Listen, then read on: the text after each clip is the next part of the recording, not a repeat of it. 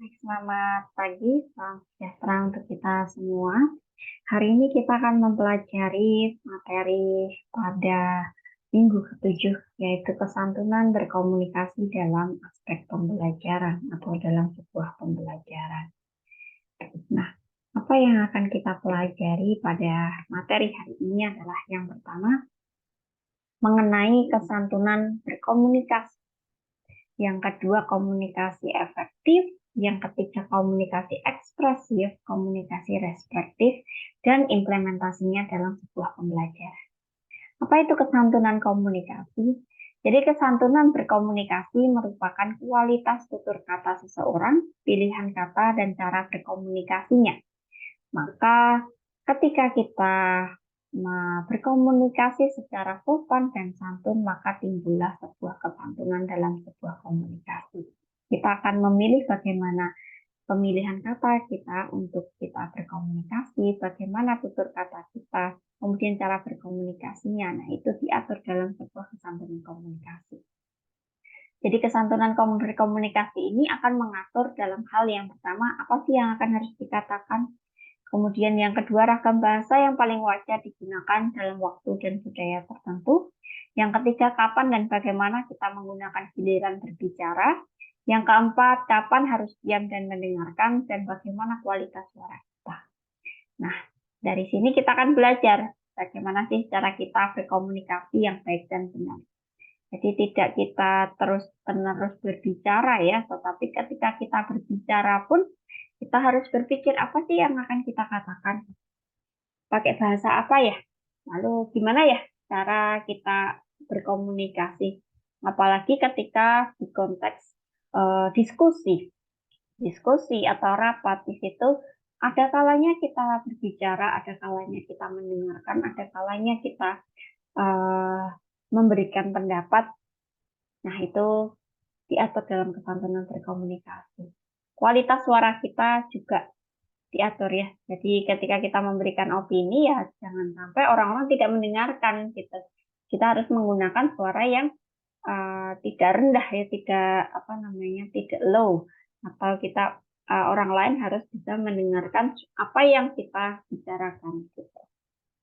Disimpulkan bahwa kesantunan berkomunikasi di sini dipengaruhi oleh 5 faktor. Yang pertama, isi atau materi yang disampaikan. Yang kedua, pilihan kata penyampaian, ada waktu, cara dan gaya berkomunikasi, dan kemampuan menempatkan diri. Yang kedua kita akan bahas mengenai komunikasi yang efektif. Apa sih komunikasi yang efektif? Efektif berarti tepat sasaran dan berdaya guna. Jadi komunikasi yang efektif adalah komunikasi yang tepat sasaran. Nah, ketika komunikasi tersebut tepat sasaran, maka akan menimbulkan dampaknya atau menimbulkan pleasing effect. Dampak yang ditimbulkan pasti akan baik karena kita sudah menggunakan komunikasi yang efektif. The 5 inevitable laws of effective communication. Ada 5 ya. Nah, gimana sih hukumnya dalam kita bisa berkomunikasi secara efektif? Ini kalau kita singkat. Kalau kita singkat, itu ada respect, empathy, audible clarity, dan humble. Bagaimana kita punya rasa hormat kepada pendengar kita. Kita punya rasa hormat terhadap sesama kita. Itu respect. Yang kedua, empati, yaitu bagaimana kita memiliki kemampuan untuk menempatkan diri terhadap kondisinya, terhadap kondisi komunikasi. Yang ketiga adalah audible. Jadi harus didengarkan oleh komunikan dengan baik. Dan delivery channel-nya pasti akan menjadi baik. Yang keempat ada clarity, yaitu kejelasan pesan yang disampaikan oleh komunikator. Dan yang kelima harus tetap humble atau rendah hati. Maka dalam berkomunikasi yang efektif ini, berarti nanti komunikasinya is in tune atau di dalam sebuah lingkup itu. Akan menciptakan suasana komunikasi yang menguntungkan. Menggunakan bahasa yang mudah ditangkap, pesan yang disampaikan dapat menggugah perhatian atau minat, pesan dapat menggugah kepentingan komunikan yang dapat menguntungkan, dan pesan dapat menumbuhkan suatu penghargaan bagi pihak komunikasi. Jadi ketika kita memberikan komunikasi yang efektif, maka hal yang harus kita lakukan adalah kelima hal ini. Nah, jadi komunikasi yang efektif itu akan mengubah sebuah perilaku. Jadi dalam proses pembelajarannya pasti akan berlangsung dengan baik ketika kita menggunakan komunikasi yang dengan komunikasi yang efektif dalam sebuah pembelajaran itu akan bisa merubah sebuah sikap, pola perilaku yang ada dalam peserta didik itu sendiri. Yang ketiga adalah komunikasi ekspresif. Komunikasi ekspresif merupakan kemampuan menata dan menampilkan emosi antara perasaan melalui perpaduan antara kode verbal dan kode non-verbal yang didukung. Nah, komunikasi ekspresif ini misalnya ekspresi muka. Ada ekspresi muka, ada kata yang sesuai, ada kode non-verbal. Misalnya kita akan mengerutkan dahi kita ketika kita nggak setuju misalnya. Atau kita akan tertawa ketika teman kita memberi komunikasi yang bikin kita tertawa misalnya. Nah, jadi komunikasi di sini ada 6 jenis atau karakter pembicaraan dalam komunikasi.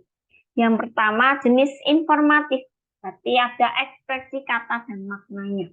Persuasif berarti kita akan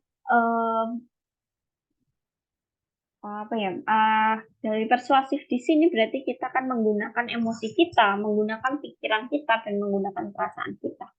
Yang ketiga, instruktif itu biasanya komunikasi perintah, meminta supaya seperti apa gitu. Jadi ada perintah atau misalnya, oh besok harus pacaran misalnya, nah itu instruktif. Atau besok harus bawa buku ini.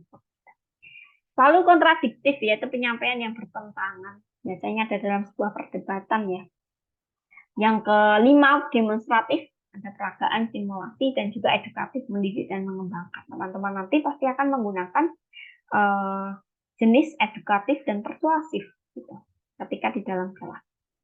Komunikasi respektif, berarti komunikasi ini berlangsung dalam suasana saling menghormati antara komunikan dan komunikator.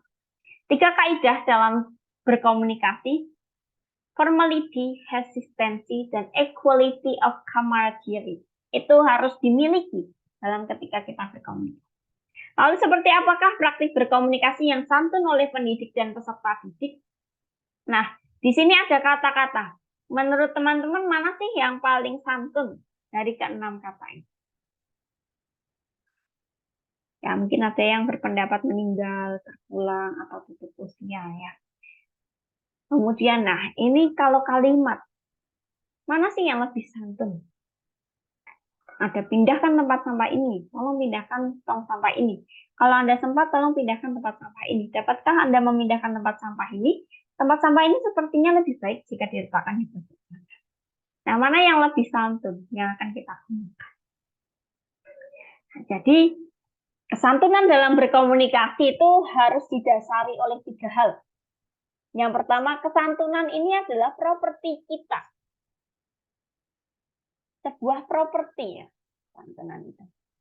Santunan sangat bergantung kepada pendapat pendengar. Karena belum tentu ya apa yang didengarkan oleh pendengar itu sesuai dengan apa yang disalurkan informasinya. Misalnya, saya berkomunikasi dengan si A misalnya. Menurut saya, bahasa saya sudah santun, kata-kata saya sudah santun. Mungkin didengarkan oleh si A itu terdengar sinis. Nah, itu bisa jadi ya. Jadi kesantunan juga sangat tergantung kepada si pendengarnya. Lalu kesantunan itu dikaitkan dengan hak dan kewajiban pelaku tuturan. Jadi, kalau bisa disimpulkan, communication is a skill that you can learn. It's like riding a bicycle or typing. If you are willing to work at it, you can repeatedly improve the quality of every part of your life.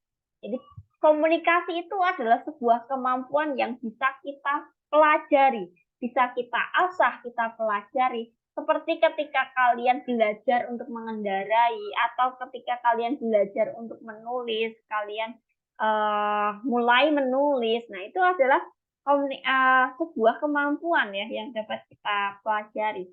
Dan ketika kita terus-menerus lah untuk mengasah komunikasi itu, skill kemampuan komunikasi, maka secara tidak langsung kita akan mengimprove atau meningkatkan juga kualitas dari kehidupan kita. Karena apa? Ketika misalnya teman-teman belajar bahasa Inggris, tidak ada salahnya kita belajar bahasa Inggris, bahasa Perancis, bahasa Korea, dan bahasa yang lainnya. Karena dengan kita belajar, kita meningkatkan kapasitas kita meningkatkan skill kita, maka kita akan mampu berkomunikasi dengan orang lain.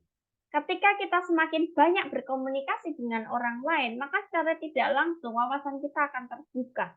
Quality dalam kehidupan kita itu pasti akan lebih baik lagi. Seperti itu.